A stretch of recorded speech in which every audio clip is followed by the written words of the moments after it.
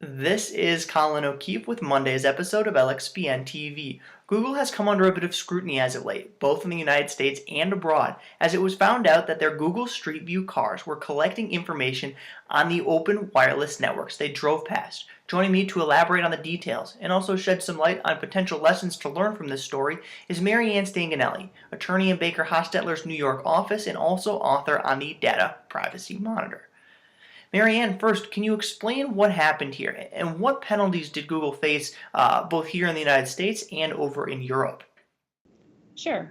Well, anyone who's ever used Google Street View, which is most people who use the internet, can see that Google, when it collected this data, has collected anything, people on the street, buildings, landmarks, whatever. The issue here is that in addition to that data, they also, between 2008 and 2010, collected data from unsecured wireless networks. So this would be fragments of emails, pictures, passwords, things like this. So when this came to light, it caught the attention of prosecutors. There's been investigations in various jurisdictions. One of the first people to look into this was in Hamburg, Germany. And most recently, the data protection commissioner there issued a fine against Google in the amount of $190 with 150,000 euros. And this was after the state prosecutors had initially had a criminal investigation against them, which they shut down. And so the fine was for a negligent violation. If it had been an intentional violation, it would have been about double that, so 300,000 euros. But even that is not so much for a company the size of Google and other large companies. The issue with penalties here is more about what's coming down the line. In the EU, there are a number of changes to their Data Protection Act that are going to be enacted in the next year or so. And one of them would include an increase in fines for violations of data protection laws to 2% of a company's annual profits or sales, which would be a lot more in a case like this.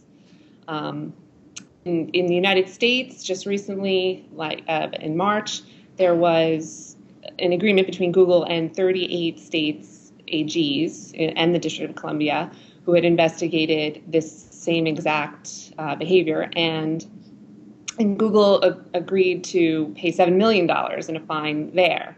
But Google has kept its position the same in both of these investigations, which is that it's cooperated with both of the investigators, and it even got a little decrease in the fine in Germany because of that. It's saying that it did not intend for this data to be collected, it's not using it, it's deleting it, and it's putting technical measures in place to not have this happen again in the future. So for its part, Google has been very cooperative. I see. And second, what's the lesson for companies here? Is accidentally collecting data, as Google claims it did, really that prevalent a problem? Yeah, well, I think that for a company as large as Google, collecting tons of data all the time, that's not comparable to much smaller companies. I had heard earlier today that Google can collect as much as 750 megabytes in a second through its cars when it travels through the streets.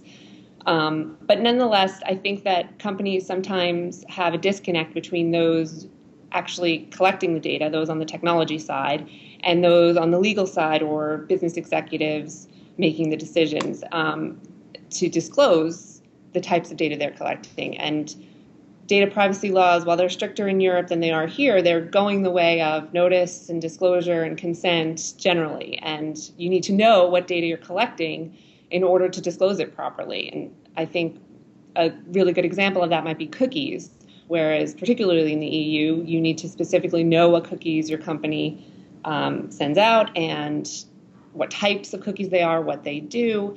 And I think it's important to know that even in the US.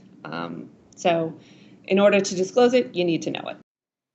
Definitely. It's crucial for companies, no matter how big or small they are. It's crucial that their higher-ups know what their technological teams are doing so they can disclose appropriately.